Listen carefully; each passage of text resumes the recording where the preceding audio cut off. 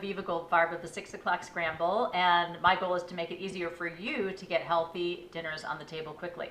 So today I'm going to talk to you about what to do when you run out of breadcrumbs and you need them for a recipe. Last week I was making some salmon cakes and I wanted to use some breadcrumbs, and I realized not only did I have no breadcrumbs, I didn't even have any bread to make breadcrumbs. So I started to think about all the different things I could use, and I came up with a solution. And I want to share actually 6 different things that you can use. And if you go on over to the blog, you'll actually see 10 different substitutes you can use if you run out of breadcrumbs. Some of them are gluten-free, which is great for some of you too. So the first one that's the simplest, if you do have bread. And so what I did is I toasted this piece of bread and I let it cool.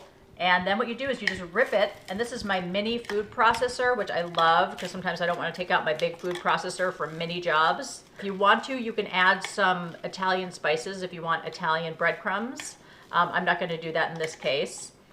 And you put on the top, which I've lost, here it is. Usually you're going to be surprised how small this gets. So you might have to use 1 or 2 pieces of toast, depending on how much. This will probably end up being about a 1/4 cup. Let's see. We're almost there.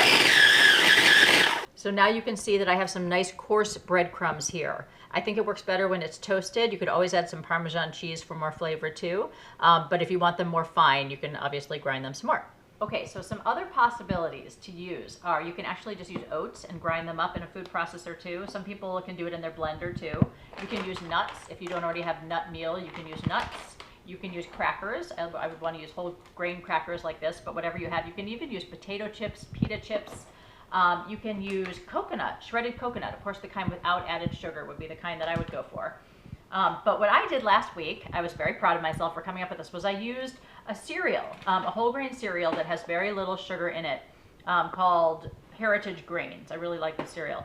And so you want at least twice as much, probably over twice as much as the amount of breadcrumbs that you're ultimately going to need. Cereal crumbs in this case. And the same thing, you're going to grind them up. And just to show you, I did this earlier. This was a little over 1/2 cup. So the same thing, you're going to put them in your food processor. And these are actually a little easier than breadcrumbs to grind up because they're already so dry, which is nice. So you can get as coarse as you want. You can add spices in there if you want, but they worked perfectly in the salmon cakes. So those are some options. It's great to be creative when you don't have something. Hopefully we plan our meals and we have the ingredients, but sometimes even I realize I'm missing something essential to a recipe, and there are ways to kind of come up with substitutions that can work. So thanks again. I'm Aviva Goldfarb with the 6 o'clock scramble, and for more ideas, check out the 6o'clockscramble.com on the blog.